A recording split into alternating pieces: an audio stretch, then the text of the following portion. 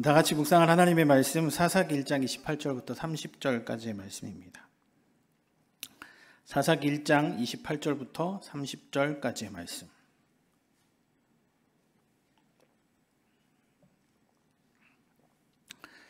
짧은 구절이어서 우리 한 목소리로 하나님의 말씀 다 같이 봉독하겠습니다. 이스라엘이 강성한 후에야 가나안 족속에게 노역을 시켰고 다 쫓아내지 아니하였더라. 에브라임이 게셀에 거주하는 가나안 족속을 쫓아내지 못하매 가나안 족속이 게셀에서 그들 중에 거주하였더라. 스불리는 기드론 주민과 나알롤 주민을 쫓아내지 못하였으므로 가나안 족속이 그들 중에 거주하면서 노역하였더라. 아멘. 할렐루야. 이 자리에 나와 함께 예배하는 우리 청년들을 주님의 이름으로 사랑하고 환영하고 축복합니다. 저를 아시는 분도 계시겠고 모르시는 분들도 계시겠죠. 저는 대원성교회 1교구를 맡고 고등부를 담당하고 있는 이정규 목사입니다. 오늘 말씀에 전하게 되었는데 그 말씀 삶의 기준 삼아 살아가는 여러분의 삶이 되길 주님의 이름으로 간절히 축복합니다. 여러분, 위험을 언제 느끼고 우리는 살아갑니까? 내가 위험하다. 물론 나에게 다가오는 위협적인 일들도 분명히 있을 거고요. 아니면 여기서 내가 이야기하고 싶은 것은 영적인 위협을 우리는 어떻게 극복하고 또 그 위협이 언제 다가온다라고 생각합니까? 그런데 그 위협을 지내는 위험을 지나고 넘기는 방법도 우리는 어떻게 해야 하는지 잘 생각해야 합니다. 그 영적인 위험 우리는 어떻게 보면 눈에 보이지 않기 때문에 굉장히 안일하게 생각할 수 있습니다. 아니 쉽게 말하면 눈에 보이지 않기 때문에 나에게 피해가 없기 때문에 편안하게 생각합니다. 말이 너무 쉬웠나요? 영적인 위협을 너무 편안하게 생각하는 시대가 되어버렸습니다. 그냥 지나가겠지. 그냥 시간이 지나면 없어지겠지. 그런데 이 편안함이요, 오래가지 못하고 곧 불안한 상태로 바뀝니다. 영적인 위협이 그렇습니다. 곧 불안한 상태로 바뀌고 내 마음이 불편하고 어렵고 내가 이렇게 살아도 되는지. 그래서 이 영적인 위협이 나한테 닥쳐올 때는 평안한 상태가 아닙니다. 편안하지만 내 마음에 평안이 없습니다. 나 스스로 하나님의 말씀과 기준을 붙잡고 살아야 하는데 그것을 진부한 것으로 치부해버리죠. 진부하다는 것이 뭡니까? 이야기하기 싫은 거예요.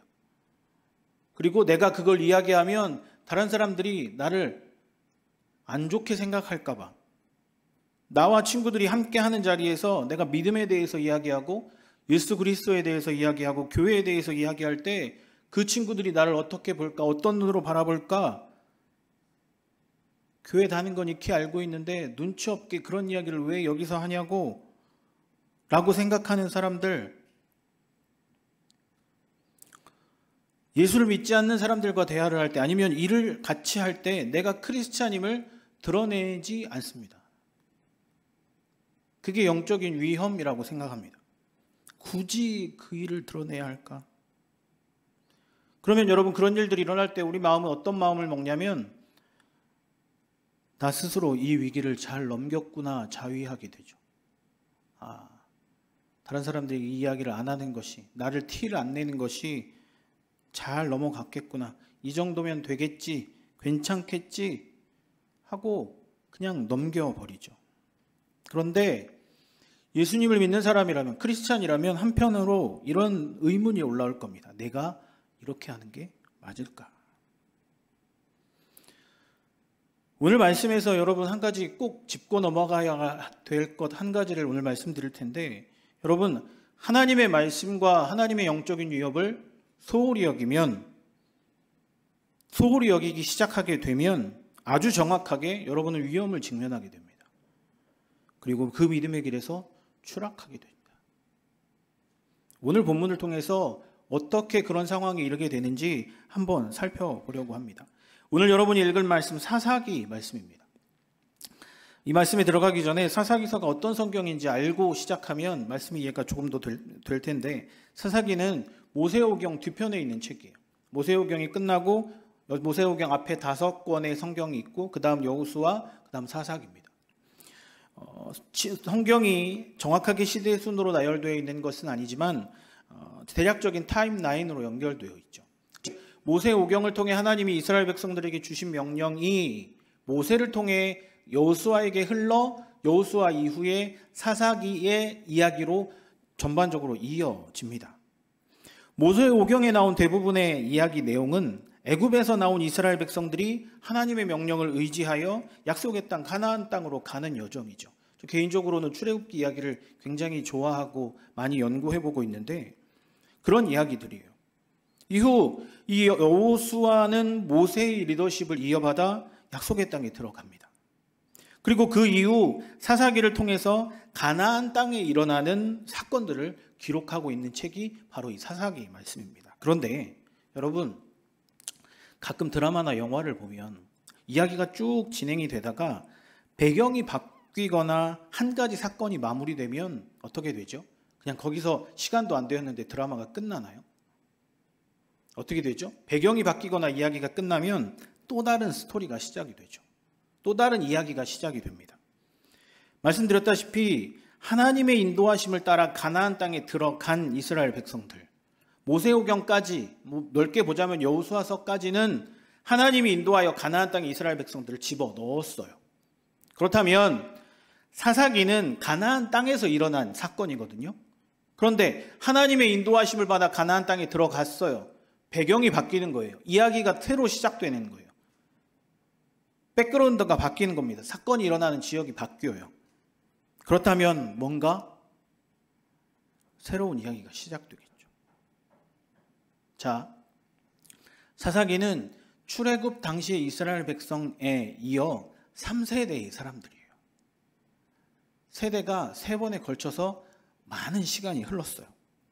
자, 미국이나 일본에 사는 동포들이 세대가 지나면 자연스럽게 한국말이나 언어를 잃어버리는 것처럼 동일하게 이스라엘 백성들도 자신의 부모의 세대들 어떻게 했습니까? 하나님의 명령을 받아서 애굽에서 그렇게 힘쓰고 애써 아무것도 가진 거 없이 다 놓고 몸만 아니면 자기가 기록했던 가축만 데리고 가나안 땅으로 출발하게 되잖아요. 아무런 어려움 없이 하나님이 나가라고 했을 때 그 말씀에 순종하여 나갑니다. 그런데 그 마음이 지금 이 사사기서에 나온 이스라엘 백성들과 동일할까요? 전혀 달라요. 자신의 부모 때 받았던 사명과 하나님의 약속은 점점 잊혀지기 시작하는 거예요. 사사기서는요, 사명을 잃고 세상에 동화된 세대의 비극을 기록한 책입니다. 가나안 주민들과 하나님의 명령대로 가나안 주민들을 하나님의 명령대로 쫓아내고 죽여야 했는데 그렇지 못했기 때문에 그들과 공존을 선택한 결과, 제가 표현을 빌어보자면 시너서클, 단어로 보자면 비너서클, 무슨 얘기입니까? 악순환이 반복됩니다. 죄를 짓는 사이클이 계속 돌아가고 있는 것이 바로 이 사사기 이야기예요. 언약을 저버리고 정체성과 사명을 잃어버린 백성들에 대한 이야기죠. 자, 이들이 하나님은 가나안 땅에 들어가는 이스라엘 백성들에게 여호수아를 통해서 이렇게 명령하십니다. 여호수아 23장 5절 말씀입니다. 다 같이 봉독해 볼까요? 너희가 하나님 여호와 그가 너희 앞에서 그들을 쫓아내사 너희 목전에서 그들을 떠나게 하시리니 너희 하나님 여호와께서 너희에게 말씀하신 대로 너희가 그 땅을. 자, 하나님은요 이스라엘 백성들에게 약속하시며 남아있는 백성들 가나안 사람들을 쫓아내라고 이야기를 하십니다. 그리고 그 땅에 이스라엘 백성을 살 것이다 말씀하십니다.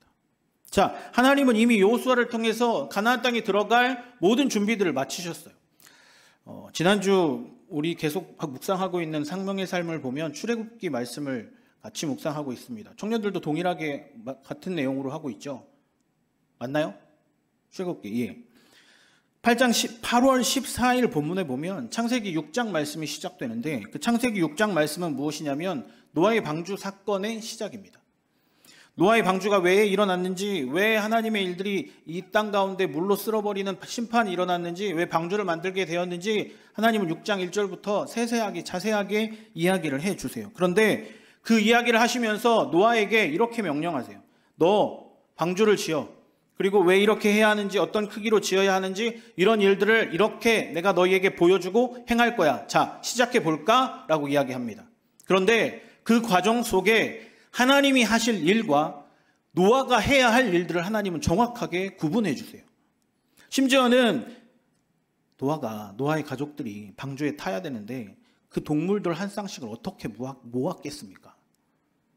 그래서 하나님은 그 동물들 한 쌍씩을 방주를 만든 곳으로 오게 부르십니다.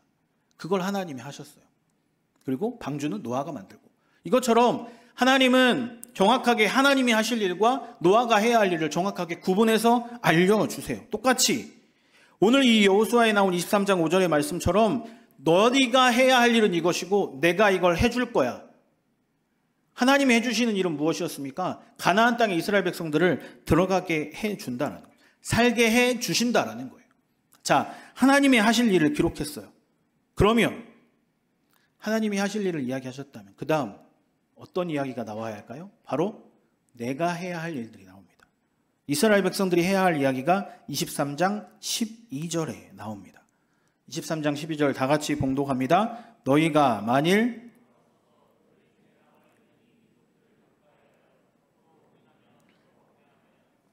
여기까지 우리가 해야 할 일, 정확하게 내가 해야 할 일, 이스라엘 백성들이 해야 할 일을 알려주세요. 그런데 자세하게 이야기하면 해야 할 일들 중에서 안 되는 일, 하지 말아야 할 일에 대해서 하나님은 이야기하시죠. 내가 너희를 들어가게 해줄 텐데 가나안 땅에 들어가서 너희가 해야 할 일이 있어. 그런데 그 일은 하지 말아야 할 일이야. 뭐라고 이야기합니까? 다시 12절을 띄워보 주시면 돌아서서 너희 중에 남아있는 이 민족들을 가까이 하여 더불어 혼인하고 서로 왕래하면 하면서 그 뒤에 나오는 이야기가 너희가 너희를 벌하겠다는 거예요. 왕래하면. 그러면 여러분 어떻게 해야 합니까? 해야 할까요? 하지 말아야 할까요? 다시 물어볼게요. 하지 말아야 할까요? 하지 말아야 할까요? 정확하게 하지 말아야 합니다. 하나님은 이스라엘 백성들을 가나안 땅으로 집어넣어 주셨고 준비시켜 주셨고 이스라엘 백성들에게 너희가 해야 할 일을 정확하게 알려주십니다. 이것은 하지 마라. 남아있는 민족들과 가까이 하여 더불어 혼인하지 말고 서로 왕래하지 마라. 하나님은 성경의 많은 부분을 하나요 우리에게 할 일을 알려주고 계세요. 이것은 해야 하고 이것은 잘 진행해야 하고 하나님을 잘 믿고 살아야 하고 죄를 지었으면 회개를 하고 구원을 내 삶의 기조로 삼고 예수님을 나의 주인으로 삼고 여러 가지 이야기를 알려주세요. 여러분 그 일들을 하나하나 체크해가면서 투두리스트를 만들어서 체크해가며 이루어서 내가 이것을 완료했습니다라고 하면서 살아가는 것이 신앙생활이에요. 그 기준은 성경이고 그 기준은 성경을 대하는 오늘 설교의 제목이죠. 바로 나의 태도예요. 오늘 아까 드린 찬양 중에 가사를 하나 제가 적어놨는데 지금 여기 계시며 말씀해 주신 하나님 그 앞에 나의 태도. 하나님이 지금 여기 계셔서 나에게 말씀해 주세요. 지금 여기 계셔서 제가 말씀을 대언하고 여러분 각자에게 분명히 감동을 주실 겁니다. 말씀이 다 끝나면 내가 이렇게 해야 되겠구나 이런 다짐이 있을 겁니다. 그때 여러분의 태도가 어때야 됐냐는 거죠. 뭐 쓸데없는 얘기했고 단지 이 시간만 그냥 지나면 될 것 같은데 목사님 또 이상한 목사님 모셔가지고 박대선 목사님보다 뚱뚱한 목사님 와가지고 이상한 얘기하고 그거는 그런 태도일 거고요. 내가 잘 살아야지. 내가 하나님의 말씀을 잘 믿고 살아야지. 그건 그런 태도예요. 자, 어떤 게 유익한 태도일까요? 여러분 밥 사주는 사람을 잘 쫓아다녀야 됩니다. 그럼 밥 사주는 사람한테 욕을 하며 멀리하며 싫어하는 티를 낼까요? 아니잖아요. 그게 나의 태도인 거예요. 하나님은 분명히 우리에게 말씀해 주십니다. 그 말씀, 내게 할 일을 알려주셨고 그 성경이 나의 기준이 되게 하셨으며 그 성경을 대하는 나의 태도가 어떤지 하나님은 우리에게 분명히 알려주시는 거예요. 해야 할 일을 알려주세요. 이것을 해야 한다. 이것은 하지 말아야 한다. 이것은 너희가 잘했으면 좋겠다. 끝까지 이것을 지켜라. 라는 말씀을 받았을 때 여러분 어떤 태도를 가지고 우리는 살아가야 합니까? 인정하고 구하고 순종하며, 제가 어른 설교 똑같은 내용으로 이후에 할 건데 청년 설교에서는 순종이란 단어를 다 뺐습니다. 왜? 세대가 다르기 때문에.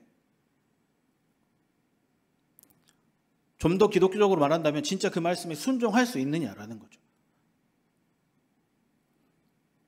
그러면서 하나님은 23장 13절에 이렇게 또한 이야기하십니다. 그 말씀 12절을 기억하고 23장 13절 다 같이 봉독합니다. 확실히 알라, 너희 하나님 여호와께서 이 민족들을 너희 목전에서 다시는 쫓아내지 아니하시리니. 여기까지. 아니하시리니. 12절 뭐라고 이야기했습니까? 이 민족들과 가까이하여 더불어 혼인하고 서로 왕래하면 확실히 알아, 내가 이 민족들을 너희 목전에서 쫓아내지 않을 거야. 이게 말이 이렇죠. 되게 무서운 말이에요. 너희 잘못하고 있지? 다시는 내가 너를 혼내지 않을 거야. 잘못하는 그대로 둘 거야 라고 이야기해요. 하나님이. 가나안에 살고 있고 우상을 섬기며 하나님을 믿지 않고 하나님을 섬기지 않는 사람들과 왕래하고 통혼하고 결혼하면 내가 그 죄를 묻지 않을 거야. 가만히 있을 거야. 침묵할 거야. 너희를 혼내지 않을 거야. 그렇게 하지 말아야 하는데 그 일이 너희가 하게 되면 나는 더 이상 움직이지 않고 반응하지 않을 거야. 자, 이 본문이 오늘 사사기 말씀으로 돌아와서 이스라엘 백성들 이 말씀을 지켰나요? 이스라엘 백성들이 가나안 땅에 돌아와 가나안 땅에 살고 있는 사람들을 쫓아냈습니까? 오늘 말씀 볼까요? 28절부터 30절까지의 말씀을 보면 노역을 시켰고 다 쫓아내지 아니하였더라. 지키지 않았어요. 우리가 여호수아 23장 말씀을 살펴본 그때는요, 여호수아의 유언이에요. 유언은 뭡니까? 죽을 때 자신의 가족들과 자신을 사랑하는 사람들이 모였을 때 마지막으로 하는 이야기예요.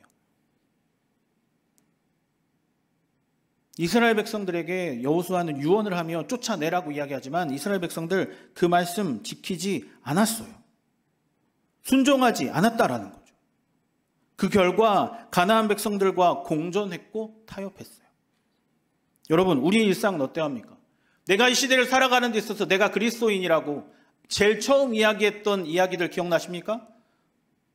그리스도인이라고 살아가는 내가 이 시대와 공존하며 타협하며 살아갑니까? 내가 그리스도인인 것 드러내지 않고 이 시간과 때가 지나면 자연스럽게 아니하고 자위하고 그걸 현실과 타협한다 하는 거예요. 이 자리에 있는 청년들 많이 타협하고 살아가지 않나요? 정말 미안하지만 이 자리에 나와 있는 것도 여러분 타협하고 계산하며 이 자리에 나와 있는 것 아닙니까?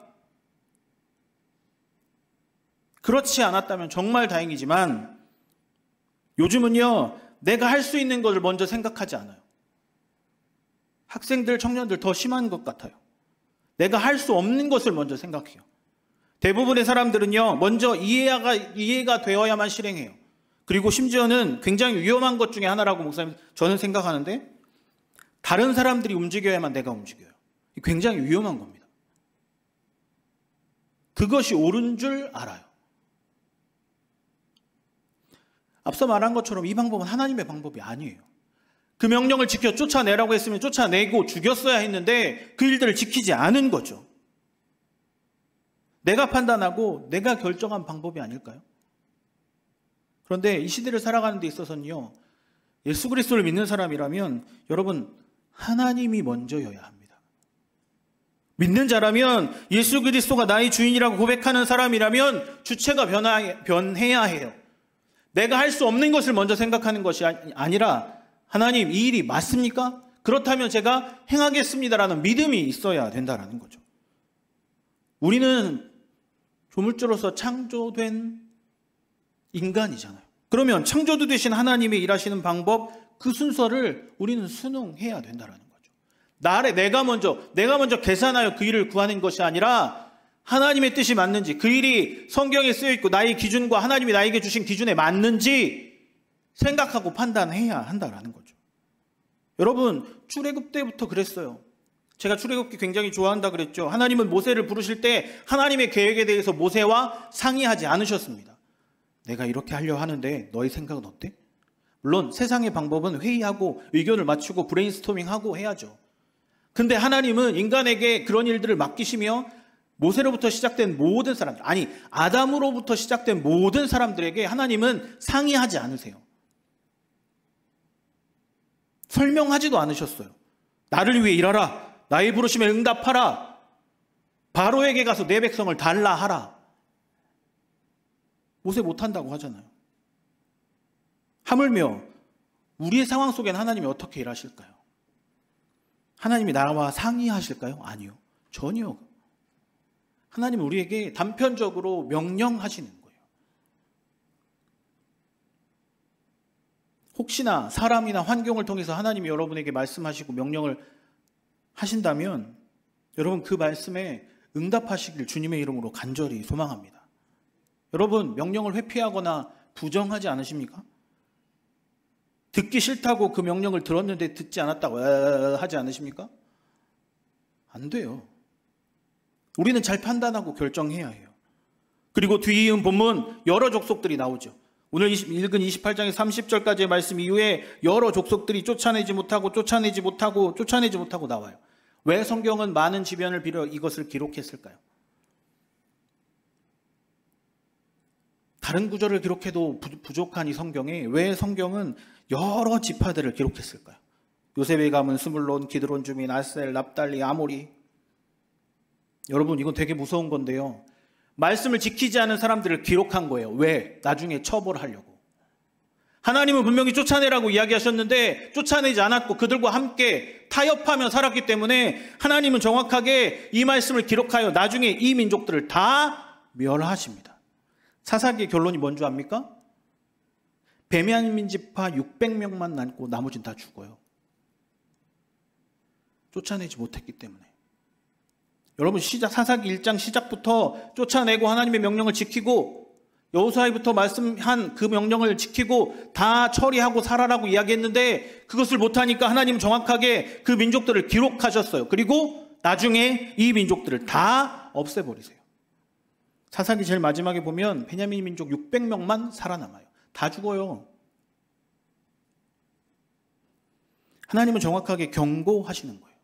뭐라고 경고하실까요? 23장 13절 여호수아. 아까 읽은 말씀 나머지 뒷부분 띄워주시면 아니하시리니 두 번째 줄부터 시작. 그들이 너희에게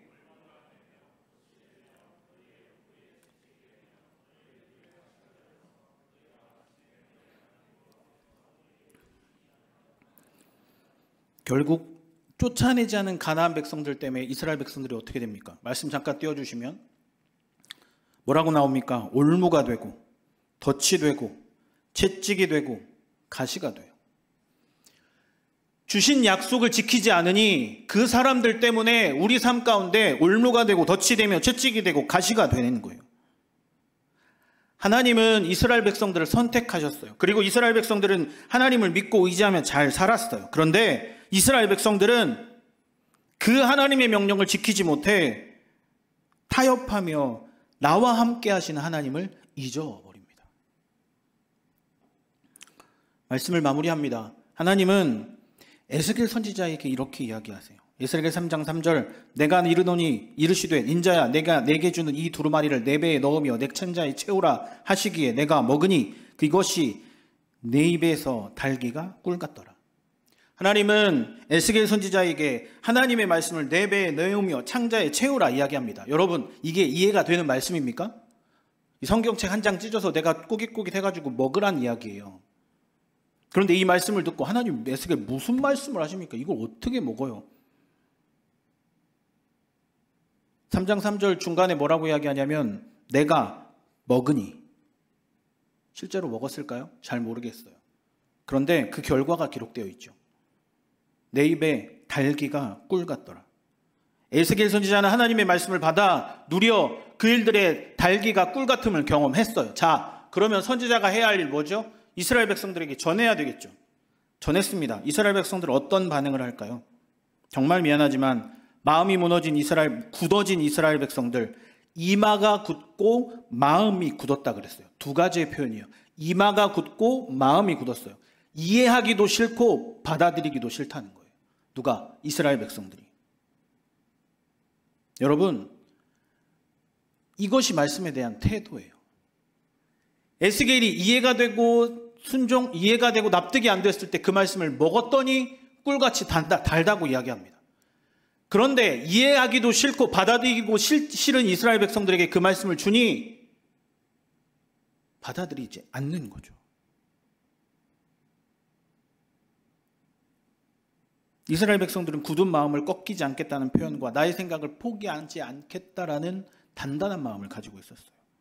자, 하나님은 여호수아의 예언을 통해 이스라엘 백성들에게 하나님의 말씀을 주셨어요. 그리고 그 앞에 각각의 말씀을 두었습니다.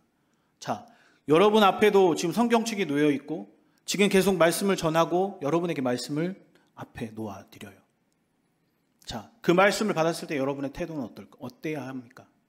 오늘 이 말씀을 들은 여러분의 태도는 어때야 합니까?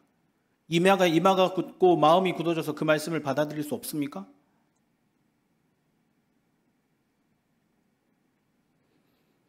이스라엘 백성들은 결국 아까 말씀드렸듯이 바알 신을 섬기며 그 모든 민족들과 지파들과 모든 땅들을 빼앗기며 그 나라가 무너져 버립니다. 하나님의 명령에 순종하지 않았기 때문에.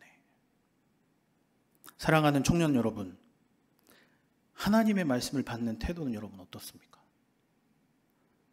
하나님은 나에게 먼저 이해를 구하시는 분이 아니에요.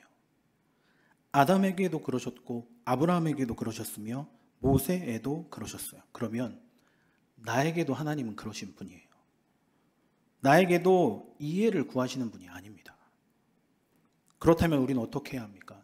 그 명령에 순종해야 하는 겁니다. 세상에서 굳어진 마음이 아니라 하나님의 은혜와 인도하심 그리고 나의 삶 속에 받아 순종함으로 하나님 앞에 말씀을 받아 누리는 여러분의 삶이 되길 주님의 이름으로 간절히 소망합니다. 에스겔 선지자가 누렸던 꿀보다 더 단 하나님의 말씀의 은혜를 이 자리에 모인 우리 모두와 청년들 모두가 동일하게 누리시기를 간절히 주의 이름으로 소망합니다.